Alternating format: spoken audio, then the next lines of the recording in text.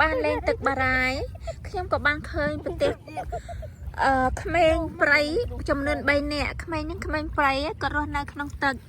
ទីតាំងភូមិឋានរបស់គាត់ទឹកហើយខ្ញុំទិញចរិតមួយកំប៉ុងហើយគាត់ឃើញចរិតគាត់ស្មានតែសัตว์ពស់គាត់នាំគ្នាឃើញសัตว์ចរិតថាសัตว์ពស់ហើយគាត់ក៏នឹងគ្នាញ៉ាំទៅខ្ញុំពិតជាអាណិតក្មេងទាំង3នេះណាស់អ្នកគាត់ជាក្មេងប្រៃគាត់មិនចេះចាយលុយទេចឹងហើយខ្ញុំពិតជាសំវែងនឹងមិនក្មេងប្រៃអីក៏មកម៉ែលោកក្មេងប្រៃញ៉ាំអីបានក៏មកម៉ែពីបើញ៉ាំកដោហើយញ៉ាំអីទៀតញ៉ាំពោះហើយផាត់អីទេផាត់ទឹកអូ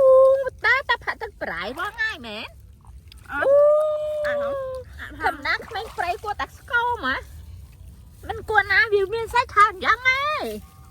ថាមកពីទីឆ្ងាញ់ពេកមកស៊ីឆ្ងាញ់ហើយចាប់បានទៀតអស់បាទចាំដែលមានចាប់កពើញ៉ាំអត់ទេ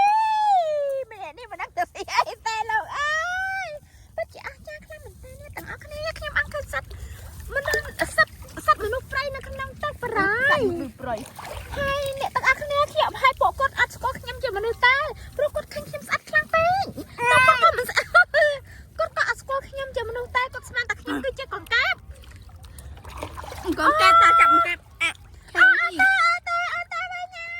គាត់ស្មានតែខ្ញុំជាអង្គកែបអ្នកទាំងអស់គ្នាអើយគាត់ចាប់ដាប់ប្រយុទ្ធសាស្ត្ររបស់គាត់ទៅក្នុងទឹកវិញហើយអីលោកពិតជាចម្លែកណាស់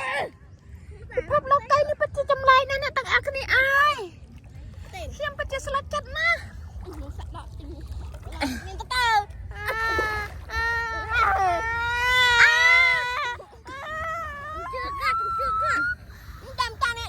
វាមិនដែលមនុស្សប្រៃខ្លាចតង្កែទេ